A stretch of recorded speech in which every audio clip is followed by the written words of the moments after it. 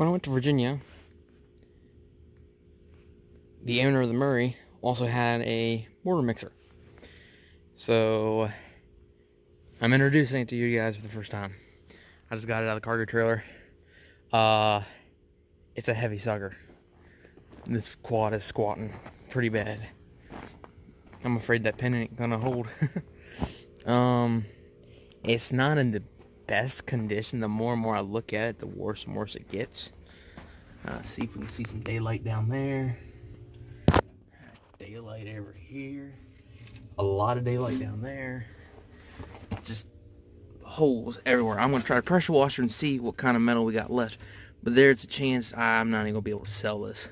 You can't mix mortar with it falling out the cracks. And it's just too much cutting and putting in sheet metal. Buttons are frozen. Straps are missing. Hinges are busted. Tires seem like they're holding air. So there's a chance I'm going to pressure wash this and see what kind of condition it is. There's a good chance I'm stripping everything off that frame, and I'm going to use the frame for a trailer. I'm hoping it gets a whole lot lighter, because this is like way too much for this four-wheeler, and it's definitely going to be too much for my Raycon. So, but I'm going to pressure wash it anyway, check everything out, and that's kind of the plan. I'll pull this off so you can see what engine's in it.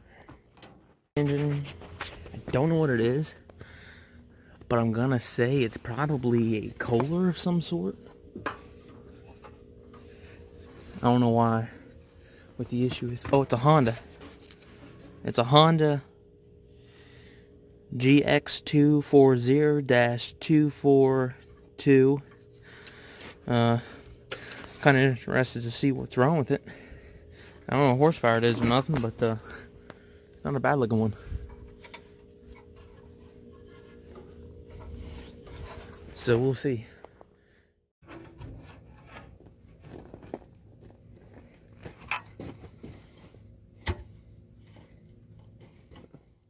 The bucket unscrewed on the front and the rear, except now I can't get it out because like the PTO, I guess you would consider it, for the mixer part, runs through with a big old 15-inch gear, 17, 18-inch. So I gotta pull the back of this housing out, maybe the whole thing, flip it off, and we're good to go. It should not take 30 some minutes just to undo 1, 2, 3, 4, 5, 6, 7, 8 bolts, but it did. Gotta love everything when it's covered in concrete. Mortar mix, whatever you want to call it.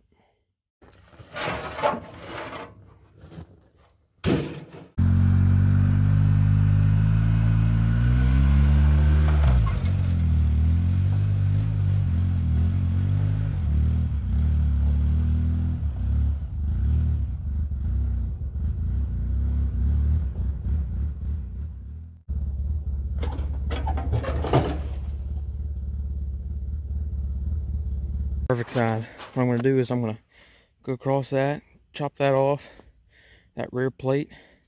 I'll probably cut that off. Right now I'm just going to scrape everything I possibly can before I do that.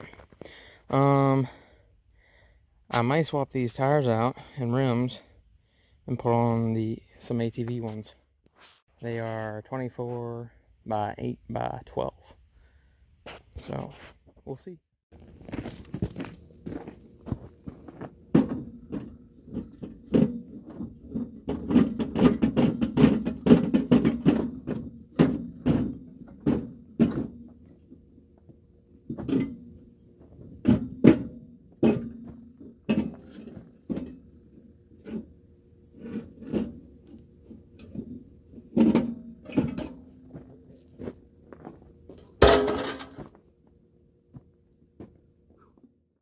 I'm loving it.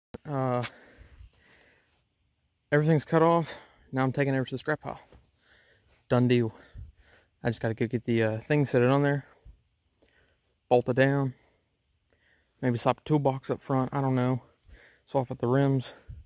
We'll see what happens. I've been trying to build a heavy duty trailer design for like the last 2 years. And now I'm finally doing it. But instead of starting from scratch, I'm literally building on something that is a very strong foundation. So it's a win-win. This is like a, I don't know, 5 foot, 4 foot trailer here, Craftsman. And what I've done is to sit it down on that trailer nice and flat. What I'm doing is I've grooved it so all the frame rails that go across that support either side of the angle iron frame, the supports, I'm trimming so I can sit this thing around it. So yeah, that's kind of what I'm doing. And I'll sit down on there nice and neat. Trailer project is complete. It worked out darn good. Now there's no more bending in half, not holding up, breaking, all that nonsense, sides bowing out, tailgate flies off. Those days are over with. With this four-wheeler with the independent rear suspension and all that nonsense, it's kind of hard because you know, it's always up and down. With my Recon, with it being a solid axle on the rear end, it's easier to control the ride height. I have a 8-inch drop hitch, so I can adjust it and all that nonsense. So this will work because sitting on level ground, this trailer's like that. But really, once I get it hooked up to that four-wheeler, it's gonna be so much simpler. One other thing, this hangs too low if I'm going through the woods or whatnot and hills, so I'm actually gonna cut it off right here and just sit that down on the ground whenever I'm not using it. I might put a toolbox up here eventually. What I've done is basically just cut the metal, or got rid of the metal here, as you've seen before, bend it back or whatever, so it would fit in between the support bars, bolted up in the front, bolted in the rear, ain't going nowhere. With this, to fix the tailgate issue I have with it, you know, flying off, what I've done is I've taken the front off of another cart I had, because it has this trim, you know, on the front to hold it together. So what I've done is basically taken the front and slapped it on the rear, because they already had holes here and here. So now it ain't going nowhere. I drilled holes down here at the, I just got a metal splinter. Ooh. Drilled 4 holes right at the bottom. Ain't going nowhere. I was gonna put on different tires, but I'm kind of liking this. This is the tallest tire I got right now to work, so it is what it is. So I'm gonna go ahead and load it for scrap.